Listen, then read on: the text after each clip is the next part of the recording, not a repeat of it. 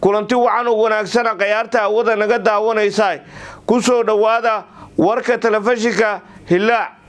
qodobada aad ku daawan doontaana waxa ka mid noqonayo dawladaha Soomaaliya iyo Masar oo kala saxiixday heshiis dhinaca amniga madaxweynaha maamulka Koonfur Galbeed Cabdicaziz Xasan Maxamed Laftagareen oo magacaabis sameeyay ra'iisul wasaaraha xukuumadda federaalka Soomaaliya Mudane Xamza Cabdi Barre oo kulan la qaatay siyahayaha safaaradda Suudaan ee Soomaaliya gudoomiye ku-xigeenka labaad ee golaha shacabka Cabdullaahi Cumar Abshirow oo daafuray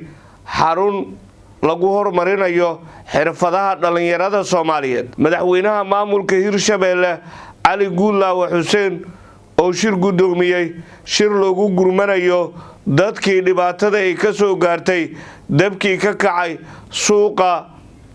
magaalada Jowhar ee xarunta gobolka Shabeellada Dhexe gudoomiyaha hay'adda maareynta musiibooyinka qaranka Maxamuud Macalin Cabdulle oo gaaray magaalada Jowhar ee xarunta gobolka Shabeellada Dhexe gudoomiyaha gobolka Banaadir ahna duqa magaalada Muqdisho oo shir gudoomiyay shirka agaasimayaasha guud ee maamulka gobolka Banaadir qodobada iyo qodobo kale ayaad ku daawan doontaan warka telefishinka Hilaac madaxweynaha jamhuuriyadda federaalka Soomaaliya Mudane Xasan Sheekh Maxamuud iyo madaxweynaha dalka Masar Cabdi Fataax Asiisi oo faahfaahiyay heshiis ay wada gaareen Soomaaliya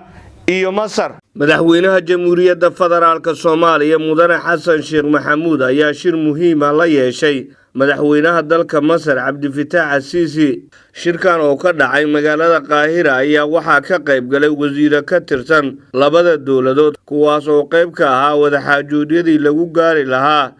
heshiisyada muhiimka ah ee iskaashiga difaaca iyo amniga ee Soomaaliya iyo Masar labada madaxweyne ayaa si wada jira u xaqiijiyay in iskaashiga difaaca ee u dhaxeeyo Soomaaliya iyo Masar uu yahay tallaabo muhiim ah oo kor loogu qaadayo amniga iyo xasiloonida gobolka heshiiskani cusub ee difaaca ayaa wuxuu dhabaha u xaari doonaa iskaashiga dhow oo ay yeelan doonaan wasaaradaha difaaca iyo amniga labada dal waxaana lagu ballamay in la fuliyo qorshayaal wadajir ah oo lagu xaqiijinayo awoodda difaaca iyo amniga Soomaaliya kulanka kadib madaxweyne Xasan Sheekh Maxamuud iyo madaxweyne Cabdi Fataax Asiisi ayaa qabtay shir jaraa'id oo ay uga warbixiyeen nuxurka heshiiska la gaaray iyo qorshayaasha mustaqbalka ee labada dal labada madaxweyne ayaa adkeeyay muhiimadda ay leedahay xoojinta xiriirka labada wadan ee walaalaha ah iyo iskaashiga dhinacyada kala duwan iyagoo ka hadlay arrimo kala duwan oo muhiim ah oo saameyn ku leh gobolka iyo xasiloonida qaaradda waxaan rabaa inaan u mahad celiyo dawladda iyo shacabka Masar soo dhaweynta diiran iyo martigelinta ay u fidiyeen aniga iyo wafdigayga Masar Soomaaliya waxay u tahay xulufo taariikhi ah saaxiib iyo garab walaal oo aan wada dhisayno mustaqbal barwaaqo ku salaysan is-ixtiraam qarannimo iyo wadaagga fursadaha horumarinta danaha labada shacab iyo labada dawladood ee walaalaha ah marwooyin iyo mudanayaal wada hadalladeena maanta waxaa cad in labada dawladood ay wada jir u qorsheynayaan inay si dhow u wada shaqeeyaan si ay hore ugu sii wadaan xiriirka amni siyaasadeed diblomaasiyadeed iyo kan dhaqaale ee ay wadaagaan tani waxa ay faa'iido u noqon doontaa labada dal ee walaalaha ah waxa ayna abuuri doontaa kalsooni iyo midnimo xilligan xaaladaha juqraafi siyaasadeed iyo hubanti la'aantu ka taagan yihiin gobolka iyo guud ahaan caalamka run ahaantii xiriirka Soomaaliya iyo Masar waa mid adag oo iskaashi iyo niyadsami leh waxaan rabaa inaan u mahad celiyo madaxweyne Cabdi Fataax Asiisi taageerada joogtada ah ee dawladdiisu ay la xiriir joogto dawladda Soomaaliya si looga hortago is-afgaradka sharci darrada ahaa ee Itoobiya ay ku soo faragelisay madax bannaanida iyo wadajirka Soomaaliya mowqifkan cad waxa uu muujinayaa go'aanka adag ee Masar ee ah inay garab taagan tahay dawladda iyo shacabka Soomaaliya waqtiyada adag isla markaana ay hubinayaan dhaqangelinta sharciyada caalamiga ah ee ku salaysan ilaalinta madax bannaanida dhuleed iyo siyaasadeed ee dawladaha saameynta suurtagalka ah ee heshiiskan ma ahan oo kaliya inuu qatar ku yahay madax bannaanida Soomaaliya balse sidoo kale waxa uu qatar ku yahay kordhinta xasilooni darrada goboleed iyo argagixisada ma oggolaan karno in guulihii laga soo hooyay dagaalka lagula jiro argagixisada al-shabaab ay dib u noqdaan. tani waxa ay wiiqaysaa dadaalka iyo horumarka ay Soomaaliya sameynaysay sanadihii u dambeeyay oo ay ku jiraan horumarka ballaaran ee dhinacyada maamulka, horumarinta dhaqaalaha iyo amniga. mid ka mid ah natiijooyinka muhiimka ah ee kulankan maantay oo aan aad ugu faanayno una heelanahay waa heshiiska cusub ee difaaca Soomaaliya iyo Masar ay kala saxiixdeen. heshiiskan taariikhiga ah waxa uu marag u yahay mustaqbal difaac wadaag ah oo ka dhan ah argagixisada caalamiga ah ee aan la dagaalamayno gudaha iyo dibaddaba. sidoo kale waa hanaan isweydaarsi aqoon iyo khibrad oo aan ku xoojinayno nabadda iyo amniga gobolka, qaaradda iyo kan caalamka. waxaan ku kalsoonahay in isku darka awoodda ciidan ee xooggan ee Masar iyo khibradda iyo geesinimada iyo go'aanka iyaguba ay horumar weyn ka sameyn doonaan sugidda nabadgelyada Soomaaliya iyo ka hortagga dhammaan qataraha ku imaan kara dadkeena iyo guud ahaan dunida. gabagabadii mudane madaxweyne, sharaf weyn ayay ii tahay inaan mar kale kulanno madaxweynaha maamulka Hirshabeelle Cali Guulaawe Xuseen oo shir gudoomiyay shir loogu gurmanayo dadkii dhibaatada ay ka soo gaartay dabkii ka kacay suuqa magaalada Jowhar ee xarunta gobolka Shabeellada Dhexe. wasiirka wasaaradda arrimaha gudaha iyo dowladda hoose ee dowlad goboleedka Hirshabeelle Cabdiraxmaan Daahir Guure ayaa garoonka Maxamed Dheere waxa uu ku soo dhaweeyay wafdiga uu hogaaminayay gudoomiyaha hay'adda maareynta musiibooyinka Soomaaliyeed Maxamuud Macalin Cabdulle oo ay ku weheliyaan xubno ka tirsan hay'adda UN OCHA. wafdiga ayaa soo indheeyay baaxadda dabkii baabi'iyay hantida ganacsatada suuqa hanti wadaag ee magaalada Jowhar. intaasi kadib waxaa loo soo gudbiyay xarunta madaxtooyada halkaas oo ka dhacay shir ay ka qayb galeen madaxweyne ku-xigeenka iyo xubno ka tirsan golaha wasiirada, maamulka gobolka, golaha deegaanka degmada Jowhar iyo ganacsatada hantidooda ku waayay dabka qabsaday suuqa magaalada Jowhar. shirka gurmadka waxaa shir gudoomiyay madaxweynaha dowlad goboleedka Hirshabeelle Cali Cabdulaahi Xuseen Cali Guulaawe, waxaana warbixin looga dhageystay wasaaradaha arrimaha gudaha, ganacsiga, gargaarka iyo sidoo kale guddiga ganacsatada dhibka gaaray.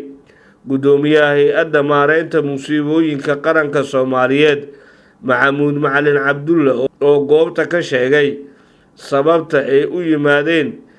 in ay tahay ururinta xogta musiibadii dhacday iyo qaabka loo sameyn lahaa gurmad loo dhan yahay. waa ceer oo bannaanka ayay joogaan, waxaan u guntannay sidii gurmad degdeg ah ay u heli lahaayeen ganacsatada suuqa hanti wadaag ee ku hanti beelay musiibadii dhacday. Sodma iyo annaga wadajir ayaan u dalbannay gurmado. dhibaatada waa mid weyn. madaxweynaha dowlad goboleedka Hirshabeelle Cali Cabdulaahi Xuseen Cali Guulaawe ayaa yiri.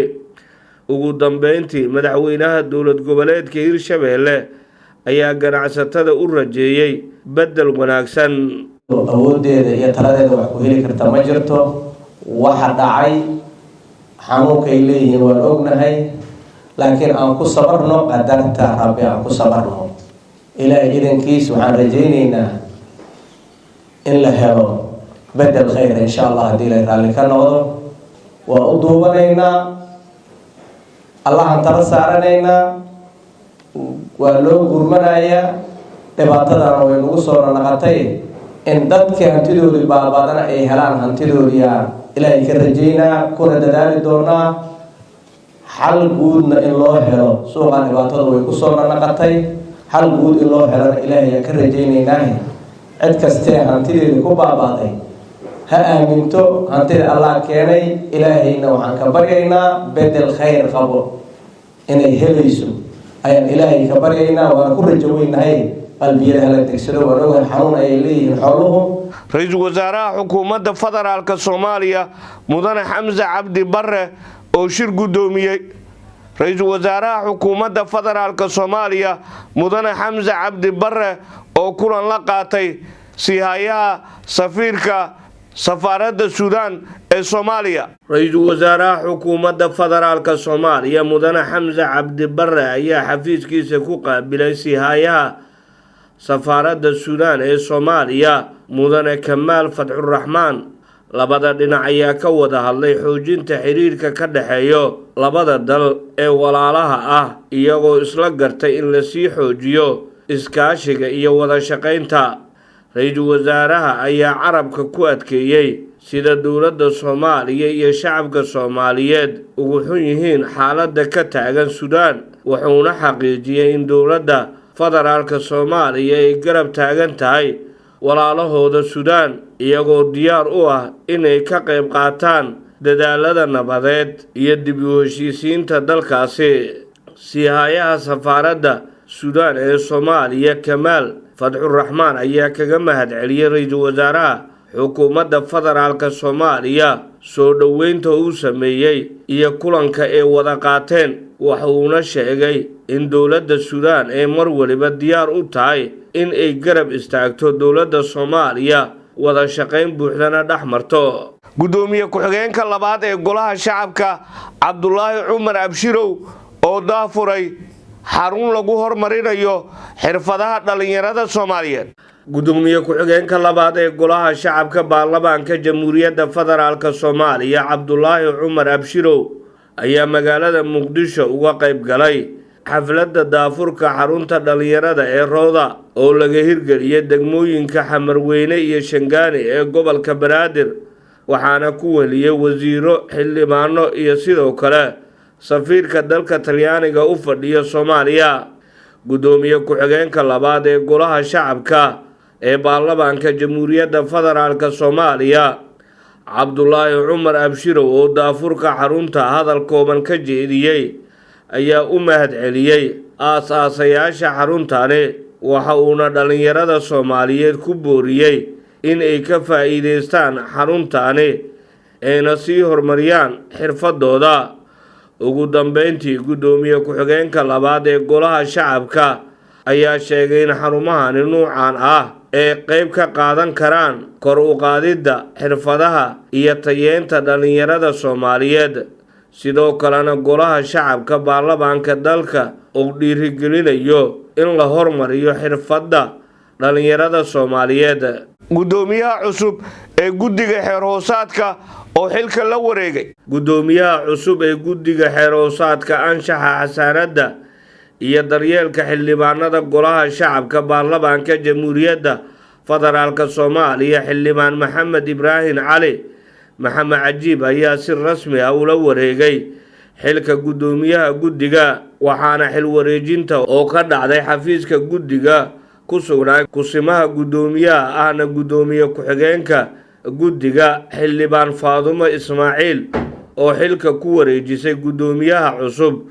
ee guddiga iyo qaar ka mid ah xubnaha guddiga. Gudoomiyaha Guddiga Xeer-hoosaadka Anshaxa Xasaanadda iyo daryeelka xildhibaanada ee Golaha Shacabka Xildhibaan Maxamed Cajiib oo xil wareejinta kadib hadal kooban ka jeediyay ayaa sheegay inuu dardar gelin doono shaqada guddiga, waxa uuna xubnaha guddiga iyo howlwadeennada oo ka codsaday in ay la shaqeeyaan si uu guddiga ugu guuleysto dardargelinta howlaha horyaalo. Guud ahaana warkii telefishinka Hilaac waa naga inta.